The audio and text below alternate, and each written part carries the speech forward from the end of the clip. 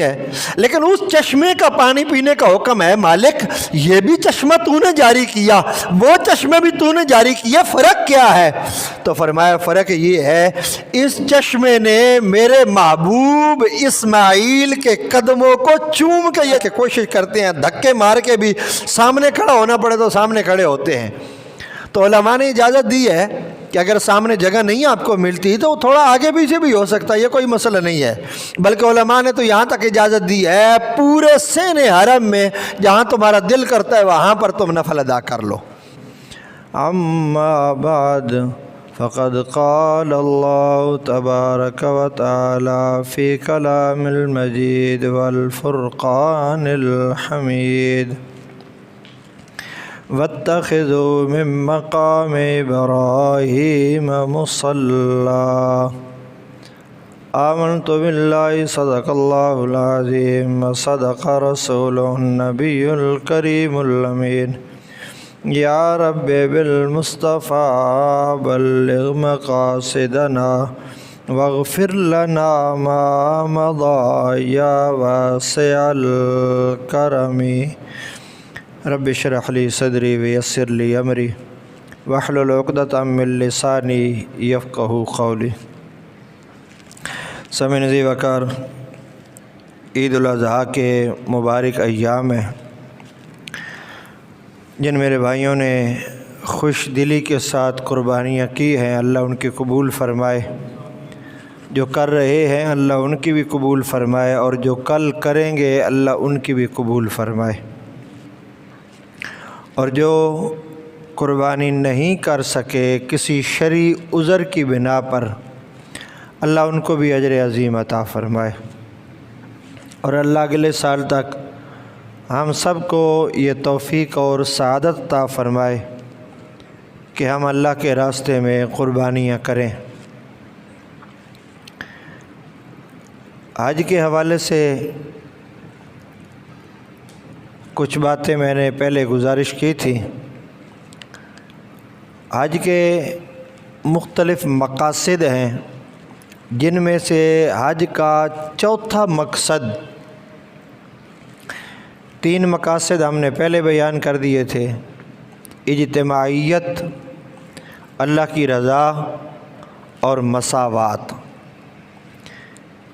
چوتھا مقصد ہے حج کا ہمیں ہمارے ماضی سے جوڑنا، ہمیں ہمارا ماضی یاد دلانا، یہ حج کا مقصد ہے چوتھا۔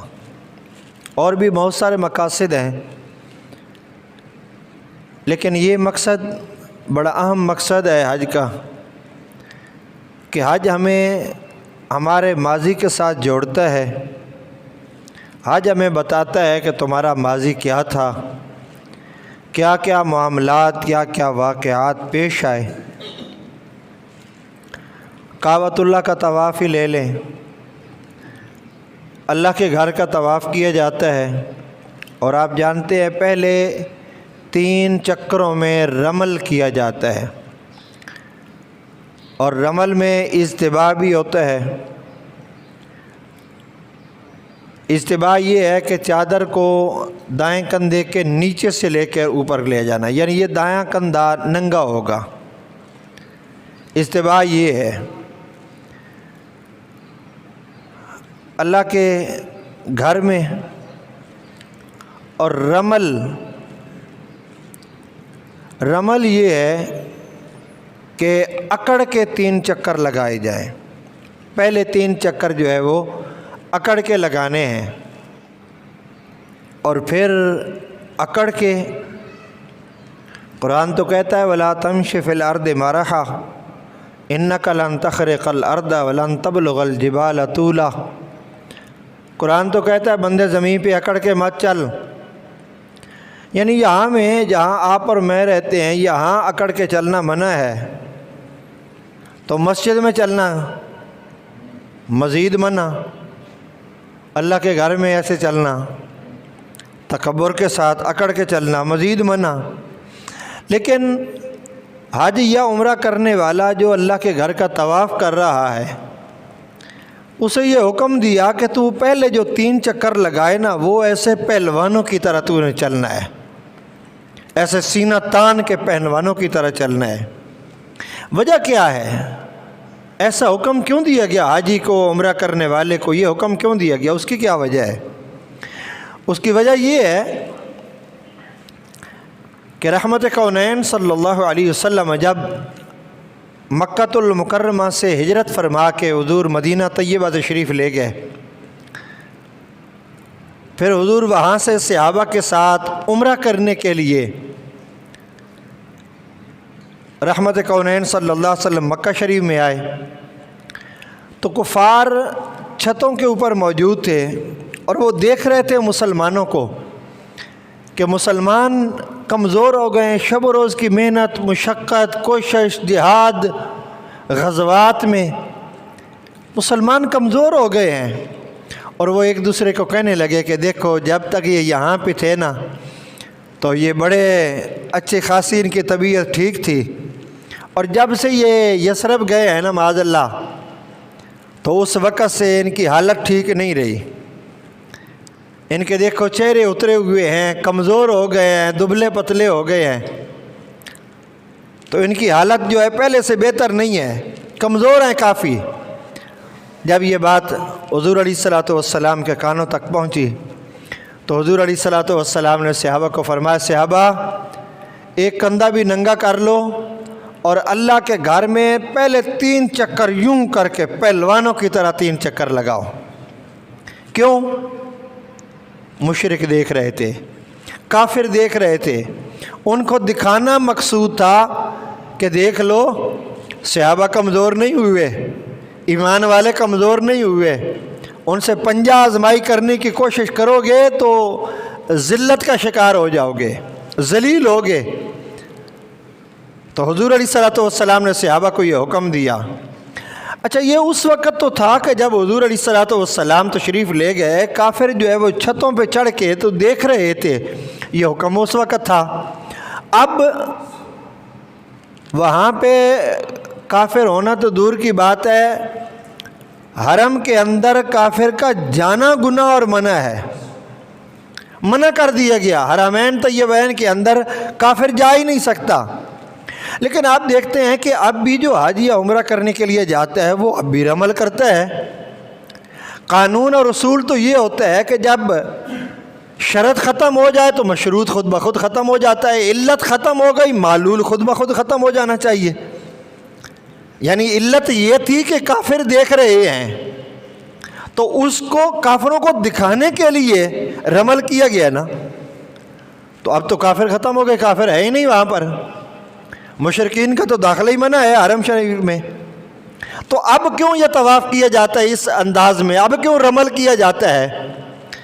جواب اس کا یہی ہے کہ اللہ کو اپنے محبوب کی ادا اتنی پسند آئی ہے، بے شک وہاں پہ کوئی مشرک نہیں ہے، بے شک علت ختم ہو گئی ہے، بے شک وہ شرط ختم ہو گئی ہے، لیکن اس کے باوجود حکم دیا کہ جو بھی میرے گھر میں آئے میرے محبوب کی اس یاد کو آج بھی وہ تازہ کر کے جائے گا۔ اس سے تھوڑا آگے آ جائے، طواف کرتے ہوئے استلام کرتے ہیں حجر اسود کی طرف۔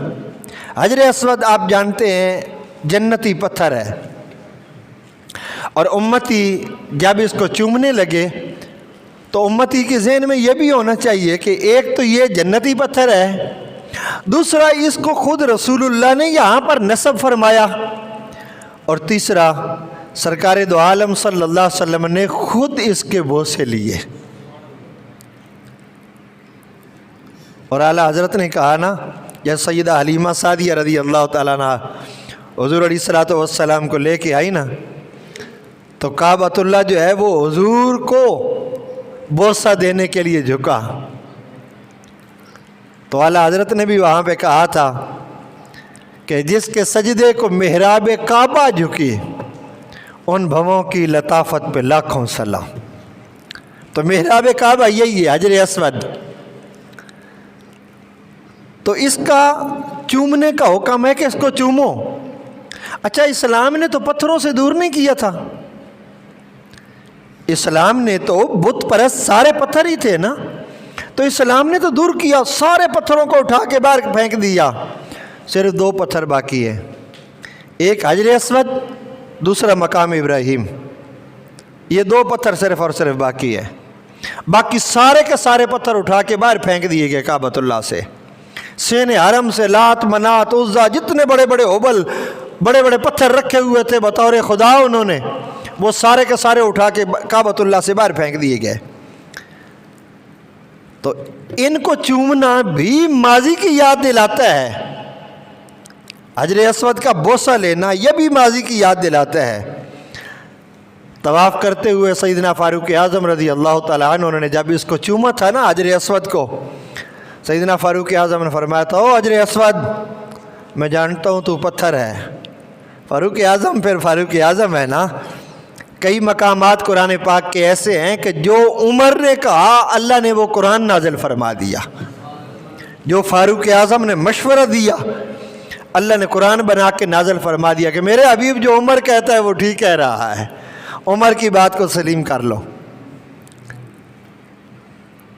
تو سیدنا فاروق اعظم رضی اللہ تعالیٰ عنہ نے پتھر کو مخاطب کر کے کہا، حجر اسود کو کہا، حجر اسود میں تمہیں کبھی نہ چومتا اگر میں اپنی آنکھوں سے رسول اللہ کو تجھے چومتے ہوئے نہ دیکھتا، تو میں تجھے نہ چومتا. اور پھر وہاں پہ انہوں نے آپ نے یہ بھی جملے فرمائے تھے، مجھے پتہ ہے تو نہ نفع دیتا ہے نہ نقصان دیتا ہے، تجھے اس لیے چوم رہا ہوں کہ تجھے رسول اللہ نے چوما ہے. پھر سیدنا صدیق اکبر نے فرمایا تھا، فرمایا عمر میں نے خود رسول اللہ سے سنا ہے یہ پتھر قیامت والے دن نفع بھی دے گا نقصان بھی دے گا. اپنے چومنے والوں کی یہ سفارش کرے گا، اللہ قیامت والے دن اس کو آنکھیں دے گا، اللہ قیامت والے دن اس کو زبان دے گا اور یہ بول کے بتائے گا یا اللہ اس نے مجھے چوما تھا تو کرم فرما اس کے سارے گناہوں کو معاف فرما دے. اللہ اس پتھر کی سفارش کو قبول فرمائے گا. جنت سے یہ آیا ہے قیامت والے دن دوبارہ جنت میں لوٹ جائے گا، جنت میں چلا جائے گا واپس. تو اس پتھر کو چومنا بھی ہمیں ایک تاریخ یاد دلاتا ہے کہ خود رسول اللہ نے اس کو نصب کیا، خود رسول اللہ صلی اللہ علیہ وسلم نے اس کو بوسہ دیا. حضور نے طواف کعبہ فرمایا اور طواف کعبہ کر لینے کے بعد ایک اور حکم ہے، وہ کون سا؟ کہا واتخذوا من مقام ابراہیم مصلی. جب اللہ کے گھر کا طواف کر لو، حجر اسود کو چوم لو، پھر کیا کرے مالک؟ پھر کہا اس پتھر کے سامنے آ جاؤ جس پہ میرا خلیل چڑھ کے کعبہ کو تعمیر کرتا رہا، اس پتھر کے سامنے آ جاؤ. یا اللہ کیا کریں؟ فرمایا اب اس پتھر کو جائے نماز بنا لو، اس کے سامنے کھڑے ہو کے نفل ادا کرو. پتھر کے سیدھ میں کھڑے ہو جاؤ، سامنے کھڑے ہو جاؤ اس کے اور نفل ادا کرو. ارے ان پتھروں سے اسلام نے دور کیا، لیکن ان پتھروں کے قریب کیوں کیا جا رہا ہے؟ اس کا جواب یہ دیا کیونکہ اس نے میرے خلیل کے قدموں کے بوسے لیے ہیں، اس لیے تو میں اس پتھر کے قریب کیا جا رہا ہے. اور وہ دوسرا پتھر حجر اسود، اس نے میرے محبوب کے لبوں کے بوسے لیے ہیں، اس لیے تو میں اس پتھر کے بھی قریب کیا جا رہا ہے. تو حکم ہے یہاں پر دو نفل ادا کرنا. یہ حج اور عمرہ کرنے والا جو کعبۃ اللہ کا طواف کرنے والا ہے آدمی، اس کے لیے ضروری ہے کہ وہ دو نفل ادا کرے. ویسے نفل تطوع عبادت ہے، آپ کی اپنی مرضی ہے، آپ وہ ادا کریں تو بہت بڑا اجر اور ثواب ہے. آپ نفل نہیں پڑھتے تو گناہ گار نہیں ہیں. لیکن جب آپ نے طواف کعبہ کیا، اب حکم ہے اب مقام ابراہیم کے سامنے آ جاؤ، وہاں آ کر دو نفل ادا کرو. اچھا علماء نے یہ بھی حکم دیا کیونکہ بعض اوقات وہاں پہ رش ہوتا ہے. ہم یہ بات جب گزارش کرتے ہیں بتاتے ہیں، بہت سارے بھائی اس کو ذہن میں بٹھا لیتے ہیں، وہاں جا کے کوشش کرتے ہیں دھکے مار کے بھی سامنے کھڑا ہونا پڑے تو سامنے کھڑے ہوتے ہیں. تو علماء نے اجازت دی ہے کہ اگر سامنے جگہ نہیں آپ کو ملتی تو تھوڑا آگے پیچھے بھی ہو سکتا ہے، یہ کوئی مسئلہ نہیں ہے. بلکہ علماء نے تو یہاں تک اجازت دی ہے پورے سین حرم میں جہاں تمہارا دل کرتا ہے وہاں پر تم نفل ادا کر لو. تو وہ تمہارے جو واجب نفل ہیں دو وہ ادا ہو جائیں گے، جو لازم تو آپ کے اوپر نفل ہیں وہ ادا ہو جائیں گے. ہاں اگر مقام ابراہیم کے سامنے جگہ مل جائے تو یہ اور سبحان اللہ اللہ یہ شرف عطا کر دے۔ اور یہ بھی کوشش کرنی چاہیے کہ مقام ابراہیم کے بالکل پاس بھی نہ کھڑے ہوں۔ بعض اوقات طواف ہو رہا ہوتا ہے تو لوگوں کے ذہن میں یہی بات ہوتی ہے کہ ہم نے مقام ابراہیم کے پاس کھڑے ہو کے نفل ادا کرنے ہیں، وہ بالکل اس کے پاس کھڑے ہو کے اللہ اکبر کر دیتے، نیت کر لیتے ہیں۔ اب لوگ ان کے آگے سے بھی گزر رہے ہوتے ہیں، جب وہ رکوع میں جاتے ہیں تب بھی لوگ ان کو دھکے مار رہے ہوتے ہیں، اور بعض اوقات ایسا بھی ہوتا ہے جب وہ نفل ادا کرنے والا سجدے میں جاتا ہے تو طواف میں بعض اوقات زیادہ رش ہوتا ہے تو طواف کرنے والوں کے پاؤں اس کے سر کے اوپر آ جاتے ہیں تو مزید نقصان ہوتا ہے۔ تو لہٰذا اس چیز سے بھی ہمیں بچنا چاہیے کہ تھوڑا پیچھے ہو کے ادا کر لیں، صفا مروہ کی طرف ہو جائیں پیچھے، وہاں کھڑے ہو کے جو پیچھے دیواریں ہیں صفا مروہ کی وہاں کھڑے ہو کے تو 2 نفل ادا کر لیں، اس میں کوئی حرج نہیں ہے۔ نفل ادا ہو گئے، نفل ادا کرنے کے بعد مقام ابراہیم کے سامنے کھڑے ہونے کے بعد اس کو جائے نماز اور جائے مصلی بنانے کے بعد حکم ہے کہ اب واپس چل، کدھر؟ صفا مروہ کی طرف۔ کہا مالک سیدھا صفا مروہ نہیں، کہا ٹھہر جا، پہلے زمزم پی۔ اور زمزم کتنا پینا ہے؟ حضور علیہ الصلوۃ والسلام نے ارشاد فرمایا مومن زمزم رج کے پیتا ہے، اور اتنا پیتا ہے کہ اسے گنجائش ہی باقی نہیں رہتی، اور منافق جو ہے نا وہ گنجائش رکھتا ہے باقی، اور نہیں اتنا کوئی ضروری نہیں ہے زیادہ زمزم پینا، زیادہ زمزم پئیں گے تو یہ ہو جائے گا، کچھ بھی نہیں ہوتا زمزم پینے سے۔ آپ سارا دن حرم کے اندر رہیں، سارا دن آپ زمزم پیتے رہیں، آپ کو واش روم جانے کی بھی شاید ضرورت نہ پڑے، اگر شوگر کا مریض نہیں ہے کوئی تو اسے واش روم جانے کی بھی شاید ضرورت نہ پڑے۔ اور زمزم شفا ہے، زمزم شفا۔ اچھا دنیا میں جتنے چشمے ہیں وہ کس نے جاری کیے ہیں؟ مثلا جو پہاڑوں سے چشمے نکلتے ہیں وہ کس نے جاری کیے ہیں؟ اللہ نے۔ اور زمزم کو کس نے جاری کیا ہے؟ اللہ نے۔ یا اللہ اس کا پانی کھڑا ہو کے پلاتا ہے، ان کا پانی پینے کا حکم بھی کوئی نہیں ہے کہ یہ پیو یا نہ پیو، یہ بھی نہیں ہے بیٹھ کے پینا یا کھڑے ہو کے پینا تو دور کی بات ہے، یہ بھی نہیں ہے کہ فلاں جو ہے وہ دربار پہ چلے جاؤ، فلاں پہاڑ پہ چلے جاؤ، فلاں علاقے میں چلے جاؤ، وہاں ایک چشمہ بہہ رہا ہے وہاں سے ضرور پانی پیو، کوئی حکم نہیں ہے، کوئی حکم نہیں ہے۔ لیکن اس چشمے کا پانی پینے کا حکم ہے، مالک یہ بھی چشمہ تو نے جاری کیا، وہ چشمے بھی تو نے جاری کیا، فرق کیا ہے؟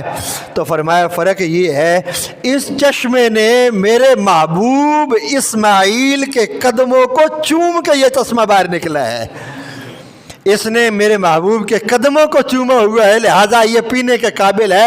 ادب یہ ہے اس کا کہ اس کو کھڑے ہو کے پیو، باقی سارے پانی جتنے بھی متبرک پانی ہے سارے پانیوں کا یہی حکم ہے، اور حضور کی سنت مطہرہ بھی یہی ہے کہ 3 سانسوں میں بسم اللہ پڑھ کے بیٹھ کے پانی پینا چاہیے۔ لیکن زمزم کا کیا حکم ہے؟ ایک ہی سانس میں بسم اللہ پڑھ کے کھڑے ہو کے سارے کا سارا پانی پی جائیں، یہ زمزم کی برکت ہے۔ اور میرے آقا نے فرمایا کہ یہ ہر بیماری کے لیے شفا ہے، زمزم ہر بیماری، بلکہ بیماری نہیں، فرمایا تم زمزم پی رہے ہو ساتھ جو دعا کرو گے اللہ تمہاری وہ دعا قبول فرما لے گا۔ سین حرم میں کافی عرصے کی بات ہے، کسی بزرگ نے یہ بات لکھی، انہوں نے کہا جس سین حرم میں بہت رش تھا تو کہتے ہیں میں نے دیکھا ایک اللہ کے ولی بیٹھے ہوئے ہیں، لوگ ان سے باتیں پوچھ رہے ہیں، ان کے ساتھ گفتگو کر رہے ہیں لوگ، تو میں زمزم پینے لگا تو میرے ذہن میں یہ بات آ گئی کہ بھائی بندہ جو بھی دعا مانگے اللہ وہ دعا قبول فرماتا ہے، تو میں ایک دل میں دعا مانگتا ہوں میری قبول ہوتی ہے کہ نہیں؟ انہوں نے وہ زمزم پیا، دعا کی جو بھی انہوں نے کرنی تھی، دعا کی، دعا کر کے اللہ کے اس ولی کے پاس چلے گئے جن کے گرد بڑا رش تھا، جن کے پاس ٹائم ہی نہیں تھا لوگوں کو وقت دینے کے لیے، لوگوں کے پاس بیٹھنے کے لیے ٹائم ہی نہیں تھا، ان کے پاس چلے گئے اور انہیں جا کے کہتے ہیں حضور یہ زمزم پینے کا کیا فائدہ ہے؟ انہوں نے کہا بیٹے بہت زیادہ فائدہ ہیں اس کے، یہ زمزم کھانا بھی ہے، زمزم پانی بھی ہے، زمزم جو ہے اس میں شفا بھی ہے، اس میں برکت بھی ہے، جو دعا مانگے اللہ قبول فرماتا ہے۔ تو اس نے کہا جی واقعی اللہ قبول فرماتا ہے، جو بھی دعا مانگوں میں اللہ واقعی میری وہ دعا قبول فرمائے گا۔ تو انہوں نے کہا بیٹے ہاں اللہ تیری دعا واقعی قبول کرے گا. تو اس نے کہا جی میں نے ابھی نا زمزم پیتے ہوئے یہ دعا مانگی ہے کہ میں آپ سے 100 رسول اللہ کی حدیثیں سنوں گا, تو اگر میری دعا قبول ہو گئی ہے تو مجھے سنائیں 100 حدیثیں. انہوں نے کہا بیٹے ساری باتیں ہم بعد میں کریں گے, پہلے سارے کے سارے بیٹھو, میں رسول اللہ کی 100 حدیثیں تمہیں سناتا ہوں, حضور کے فرامین سناتا ہوں. تو حج پورے کا پورا آپ دیکھ لیں, صفا مروہ پہ چلے جائیں وہ ایک ماضی کے ساتھ ہمیں جوڑا جا رہا ہے, سر منڈانے کی طرف چلے جائیں وہ ہمیں ماضی کے ساتھ جوڑا جا رہا ہے, آپ رمی جمار کی طرف چلے جائیں, قربانیوں کی طرف چلے جائیں, احرام کی طرف چلے جائیں, پورا حج آپ دیکھ لیں, پورا کا پورا حج ہمیں ہمارا ماضی یاد دلاتا ہے. تو حج کے بہت سارے مقاصد ہیں, ان مقاصد میں سے چند ایک یہ تھے جو میں نے آپ کی گزارش کیے ہیں. اللہ کریم کی بارگاہ میں دعا ہے اللہ آپ کو مجھے اپنے گھر کا بار بار حج عطا فرمائے.